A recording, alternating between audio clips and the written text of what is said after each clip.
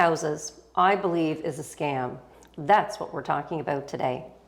It's Sandra Pike with Real Talk, and today we have Jackie Rostek Holder. Thank you. I knew that, but I didn't know that, but I knew that. So Jackie, we're on Facebook, and we are seeing all of these seminars coming up, flipping seminars, and I'm like, how the heck are you going to flip houses in Halifax when there's no inventory? What are your thoughts of that? I've probably had some of the same thoughts as you. I'm wondering who's their audience, where are they getting these houses that are so flippable, because the entry level to the market is so in demand, and where's the money in it? Because by the time you pay your fees, there's an anti-flipping law, so you have to hold it a certain amount of time, or you're subject to capital gains, which are likely increasing very shortly. Absolutely. Here. So to me, it just seems a bit like a cash grab. The most recent one I saw, the tickets are, and I'd never heard of the person. No, I haven't either. And it was like a $79 ticket. And I thought, who's... What are you getting for value? $79? Exactly. What value are you actually getting if that's what you're selling it at, right? It just seemed, I really don't see the point of it. There was a time and a place, and it's, to me, certainly not now. It's not now. I always said that cheap things are expensive, but the three hosts of the event that's happening here locally, again, I have no idea who they are. With such limited inventory, and are they going to be advising people that you're probably going to have to go in and you're going to be in competing offers, and the capital gains, the transfer tax, and my thing anyway is the limited inventory. I just don't understand. Yeah. And have you had any people come to you and talk to you about that at all?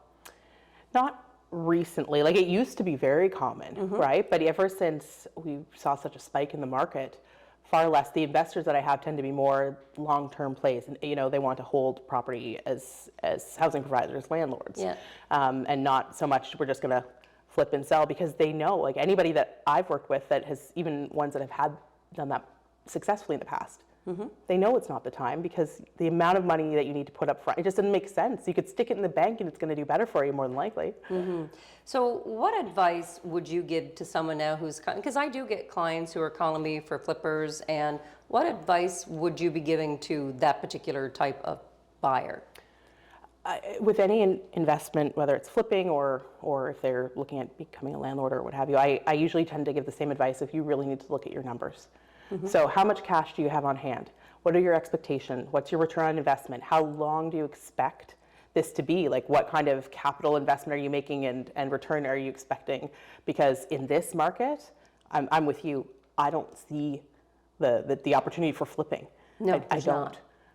It's just there's too much of a demand on the entry level of the housing market, and that tends to be where you would see those flippers. And where there is maybe a softer market, above 700,000, where we have a little bit more inventory hanging around longer, this is not the place where you're going to go and make it a little cuter and then sell it for a big profit. So I'm more of a let them do their research, but give them the right direction, and then they tend to come back and go, you know what, actually. No, I agree with you. I know in the American markets, agents have access to foreclosures, but with some of the lenders here, there's just maybe a handful of agents who would deal with them, and they're not being posted as foreclosures. So I tell people, you know what, go to the Herald, look at what's happening for tax sales and whatnot. You may get something, but this certainly isn't the environment, and people just don't go waste your money. It's truly not worth it. And the product is still not out there. So I'm glad, Jackie, that we're on the same page. I'm all about making a sale. Yes. And but I just want my client, to make the right decision.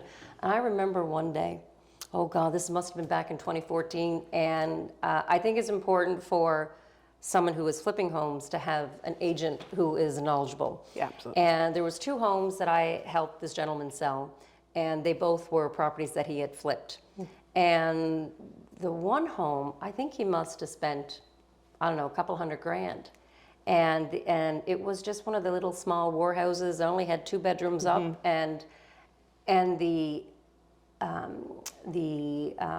information that the agent gave to the buyer seller was totally different than what I have, because not every part of town is going to accept the money of a flipper. I mean, if you went down in the South End and if you bought a property, I mean, back in the old days, you can get a flipper for $800,000. Oh, right, yeah. in the South End. Yep. That's not happening now. No. But you may be able to make your money in that particular part of town. Yep. But you can't go to Sackville. No. Let's just talk about that house that I always like to talk about in Sackville.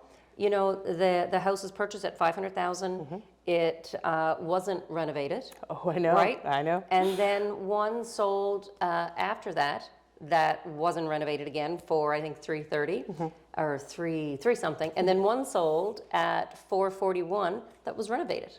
Yeah. So the poor, you know, and I always harp on this just because it makes me angry Yeah. that the buyer got that information. But that person at 500, he's got to wait. Oh, absolutely. I don't think you could sell it today for that, right? And it was funny because that particular home had been on the market a couple of years prior. It was not too long between the first time. And when I saw that address, I had clients that had almost purchased it. So I was thinking, I'm about to see the most beautiful renovation that I've ever seen. And so I was shocked when I saw it. And nothing, you know, it still needed $100,000. I needed kitchen, like it needed the Floors, whole, yeah. everything Yeah. to make it beautiful. And yeah, that one, I think that one still makes anyone that thinks about it scratch their head. Yeah, no, I hear you. Well, I won't take up much of your time today, and I really appreciate you stopping by. Thank you.